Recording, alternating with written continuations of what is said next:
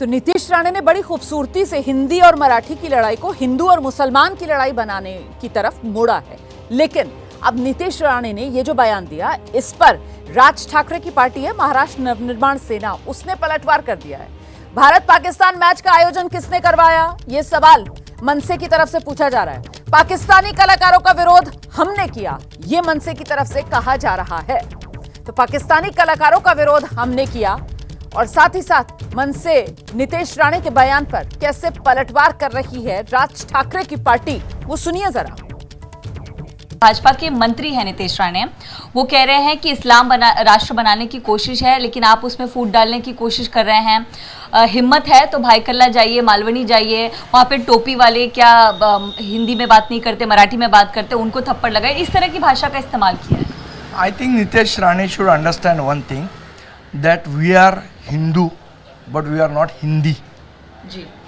So basically, I should just give him some references, if I would.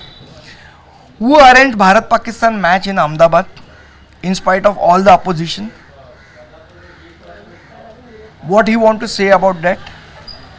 And when MNS opposed Pakistani artists in this industry, who supported them, who allowed them? So we need not teach Hinduism from anybody. We know what we are doing. Nitish Rane कह रहे हैं कि हम अपनी तीसरी आंख खोल देंगे सरकार की और आप पर कार्रवाई करेंगे अगर इस तरह की हरकतें जारी रही। We are waiting.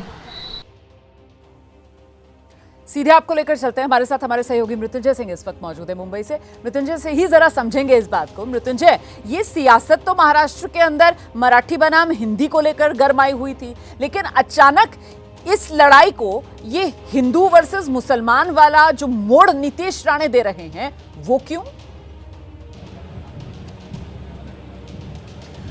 देखिए, नीतीश राणे की छवि आज की नहीं, पिछले कुछ वर्षों से अपने आप को वो एक हिंदू फायरब्रांड नेता के रूप में एस्टैब्लिश कर रहे हैं। पिछले चुनाव में हमने देखा कि तमाम नेता मुद्दों की अगर बात करते थे तो एकमात्र नेता ऐसे थे नीतीश राणे जो हिंदू मुस्लिम के मुद्दे पर बात करते थे, और कहीं ना कहीं उसका कुछ क्षेत्रों में फ़ायदा भी मिला बीजेपी को। तो कहीं ना कहीं वो अपनी जो छवि है वो एक हिंदुत्ववादी छवि बरकरार रखना चाहते हैं। एक समय में वो भी शिवसेना में हुआ करते थे, तब वो भी मराठी की बात करते थे। आज वो बीजेपी में है, मंत्री हैं, लेकिन उनको पता है कि उनकी जो छवि बनी है वो हिंदू नेता की बनी हुई है, तो उस छवि को वो बरकरार रखना चाहते हैं। ये तो एक विषय हो गया। रोमाना, एक दिलचस्प बात बताता हूँ, नीतीश राणे ने क्या कहा कि हम जो भी हिंदुत्ववादी सरकार है जो ऐसी हरकत करेगा उस पर कार्रवाई करेंगे। अब इन्होंने क्या कार्रवाई है की है वो भी जरा बता दे। मीरा रोड में जो ये वाकया हुआ, एक राजस्थानी व्यापारी जो जोधपुर स्वीट्स नाम की दुकान चलाते हैं, उनके साथ मनसे के कार्यकर्ताओं ने मारपीट की।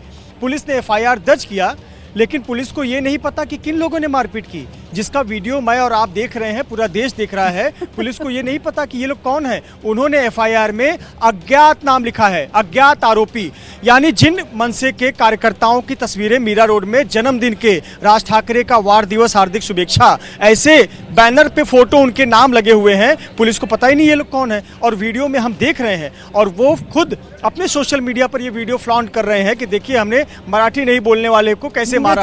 बहादुरी का काम 7 लोगों ने किया। ये आपने बहुत जबरदस्त जानकारी दर्शकों को दी है, मतलब ये वाकई में बहुत जबरदस्त जानकारी है। मृत्युंजय सिंह ने जो कहा, मुझे लगता है दर्शकों को वो दोबारा सुनना और समझना चाहिए। मृत्युंजय ये बता रहे हैं कि अभी अभी आपने देखा था ना, नीतीश राणे का बयान मैंने आपको दिखाया था, और नीतीश राणे आकर कह रहे थे कि जो भी हिंदुओं को मारेगा हम उसको छोड़ेंगे नहीं, हमारी सरकार उस पर एक्शन लेगी। तो मृत्युंजय, जो एक्शन महाराष्ट्र सरकार ले रही है, एक तरीके से उसी की पोल खोल रहे हैं। कह रहे हैं कि साहब, महाराष्ट्र सरकार ने अभी तक एक्शन क्या लिया?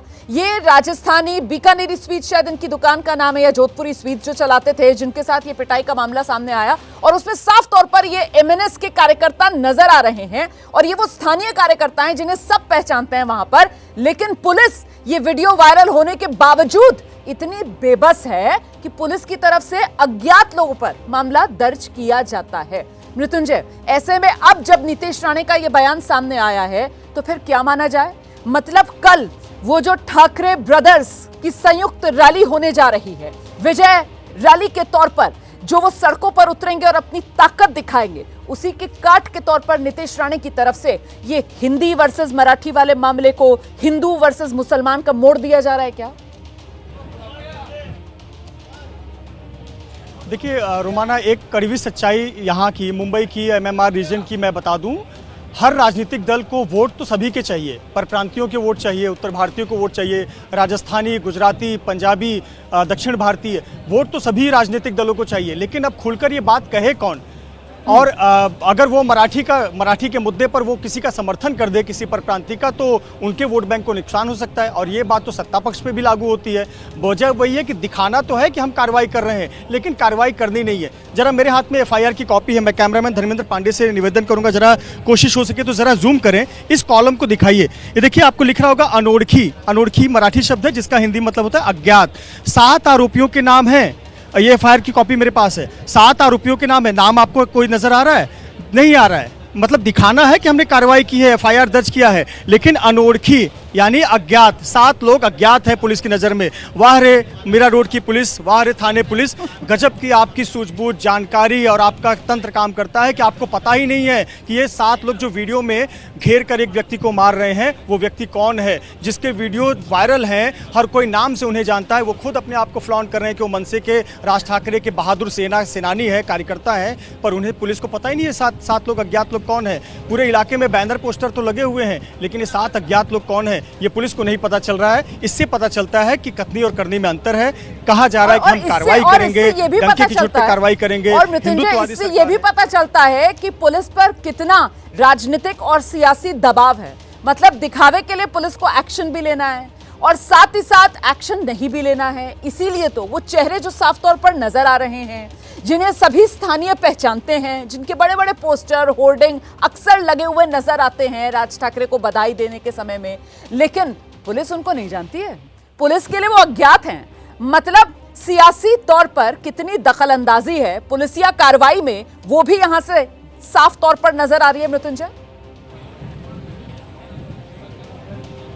निश्चित तौर पर। और देखिए, अभी महाराष्ट्र में विधानसभा सत्र चल रहा है, मानसून अधिवेशन चल रहा है। मानसून सत्र में कल को अगर कोई सरकार से पूछेगा, वैसे तो कोई पूछेगा नहीं क्योंकि उन्हें पता है हर कोई फूक फूक कर कदम रख रहा है। कोई भी अभी तक विपक्ष ने पूछा सरकार से कि एक मीरा रोड के व्यापारी को मारा गया सिर्फ इसलिए कि वो मराठी नहीं बोल पा रहा था, एक भी पार्टी ने पूछा? ये वाकया 3 दिन पुराना हो चुका है, नहीं पूछा किसी ने। मान लीजिए मीडिया ने सवाल पूछा और पूछा भी, तो वो क्या जवाब देंगे कि हमने कार्रवाई की है, पुलिस एक्शन ले रही है। और कार्रवाई मैंने आपको तस्वीरों के माध्यम से, डॉक्यूमेंट के माध्यम से दिखा दी कि ये कार्रवाई है, लीपा पोती वाली कार्रवाई है, कहने के लिए कार्रवाई की गई है। और सही मायने में देखा जाए तो वोट पर प्रांतियों के तो सभी दलों को चाहिए, सत्ताधारी पार्टी को चाहिए, लेकिन कार्रवाई नहीं करनी है। इस गुंडा राज को बढ़ावा देना है, ये सुनिश्चित किया जा रहा है। और कहीं ना कहीं अगर ऐसी हरकत रही तो जब तक चुनाव नहीं होंगे, ये गुंडा राज सड़कों पर देखने को मिलता रहेगा। और जो मुंबई की आज छवि बनती जा रही है पूरे देश और दुनिया में, उस छवि के जिम्मेदार न केवल विपक्षी, विरोधी और कथित मराठी प्रेमी होंगे, बल्कि सरकार भी इसमें भागीदार होगी। ये तो देखिए, आपने बहुत बड़ा, मैं तो कहूंगी खुलासा है जो आपने एबीपी न्यूज पर इस वक्त किया है। देखिए किस तरीके से ये राजस्थानी भाई, जिनकी दुकान पर मीरा रोड इलाके में एमएनएस के कार्यकर्ता पहुंचे थे और उनके साथ ये मारपीट की गई थी, बाकायदा इसका वीडियो बनाया गया था।